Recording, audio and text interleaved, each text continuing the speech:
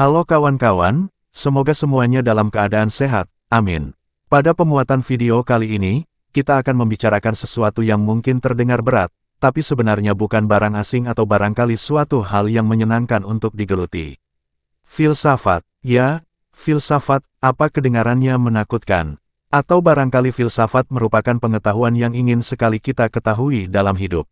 Mungkin sebagian dari kita ada yang menyenangi belajar filsafat dan mungkin juga sebagian lainnya menganggap filsafat seperti mimpi buruk yang menakutkan untuk dipelajari, seperti rumor-rumor yang menyebutkan belajar filsafat bisa bikin gila, bisa jadi ateis, menjadi tidak bertuhan, melenceng, tidak dibenarkan dalam agama dan lain sebagainya. Namun, semua anggapan itu tidak dapat untuk dibenarkan mutlak. Sederhananya, misal seorang yang mendalami atau memiliki pengetahuan tentang filsafat disebut dengan filsuf seperti Plato, Aristoteles, Descartes, Hegel, Immanuel Kant, atau filsuf-filsuf muslim seperti Ibnu Sina, Al-Farabi, Ibnu Rushd, Suhrawardi, Mulla Sadra dan lain-lain. Mereka semua merupakan bukti nyata bahwa belajar filsafat merupakan suatu kebijaksanaan yang terus mengalir sampai sekarang, serta filsuf-filsuf tersebut bukan disebut sebagai si gila karena mendalami filsafat. Oleh sebab itu, sebenarnya apa sih filsafat itu? Kenapa kedengarannya filsafat begitu sulit? Mengapa filsafat disebut sebagai induk pengetahuan? Apa emang ia belajar filsafat suatu yang mengagumkan? Atau hanya dongeng semata? Untuk itu, dalam hal ini mari sama-sama kita telusuri hal tersebut dengan mengemukakan dua pertanyaan, yaitu apa itu filsafat dan mengapa filsafat disebut induk pengetahuan.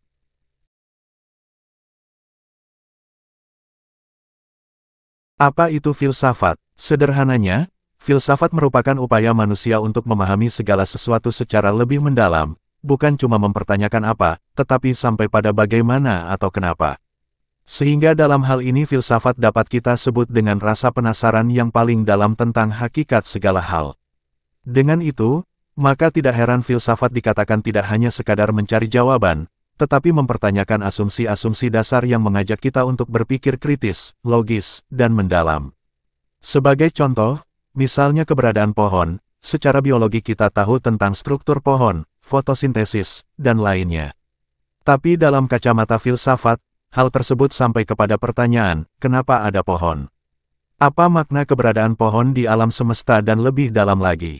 Dengan contoh tersebut, setidaknya sejauh ini sudah memberi gambaran kepada kita tentang apa itu filsafat, dan untuk mendapatkan pandangan yang lebih komprehensif tentang apa itu filsafat, mari kita tinjau juga makna kebahasaan dari filsafat. Secara bahasa, filsafat berasal dari bahasa Yunani, yaitu philosophia, yang terdiri dari dua kata, philo yang berarti cinta, dan sophia yang berarti kebijaksanaan. Jadi, secara harfiah, filsafat berarti cinta kebijaksanaan. Lantas apakah kita termasuk orang yang cinta akan kebijaksanaan karena sering merasa paling filosofis dalam kehidupan? Sisi lain, dalam bahasa Indonesia, kata filsafat merupakan serapan kata dari bahasa Arab yaitu, falsafah, yang mana menunjukkan makna sebagai upaya manusia untuk memahami hakikat segala sesuatu. Terlepas dari itu, sebagai disiplin pembelajaran, filsafat sendiri merupakan ilmu atau studi yang mempelajari tentang pertanyaan-pertanyaan mendasar dan universal yang mencakup ontologi, tentang keberadaan epistemologi, tentang pengetahuan, dan aksiologi, tentang nilai dan estetika. Dalam yang lebih khusus cakupan filsafat tersebut akan kita ulas secara terpisah. Kembali pada poin yang ingin kita selesaikan, ada baiknya juga kita simak bagaimana pandangan filsuf terhadap apa itu filsafat.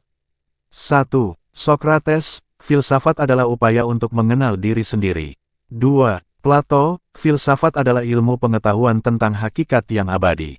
3. Aristoteles, filsafat adalah ilmu pengetahuan tentang penyebab dan prinsip-prinsip pertama. 4. Immanuel Kant, filsafat adalah ilmu pengetahuan tentang batas-batas akal budi manusia. Di lain kesempatan Immanuel Kant juga mengatakan bahwa filsafat merupakan ilmu yang mencakup pandangan dunia, nilai-nilai, dan makna hidup manusia. Atau seperti yang pernah disampaikan oleh Fuad Hasan, filsafat adalah suatu ikhtiar untuk berpikir radikal supaya sampai kepada kesimpulan yang universal. Dan banyak pandangan filsuf lainnya tentang apa itu filsafat yang dapat kawan-kawan temui dalam banyak literatur. Dengan demikian, melalui ulasan yang terbatas ini, cukup tergambar tentang apa itu filsafat, di mana filsafat bukan hanya sekadar teori-teori abstrak, tetapi juga alat untuk memahami diri sendiri, dunia di sekitar, dan makna kehidupan sampai pengetahuan yang hakiki.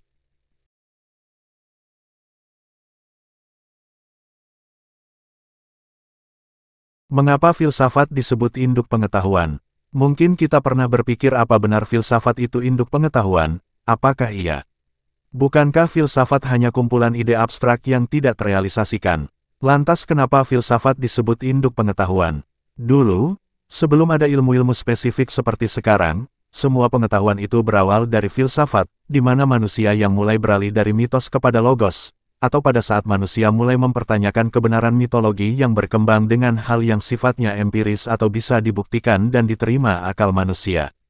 Pada saat itu manusia mulai sibuk mempertanyakan asal alam semesta, tentang kebenaran, hakikat hidup dan pertanyaan dasar lainnya yang menjadi asal munculnya filsafat.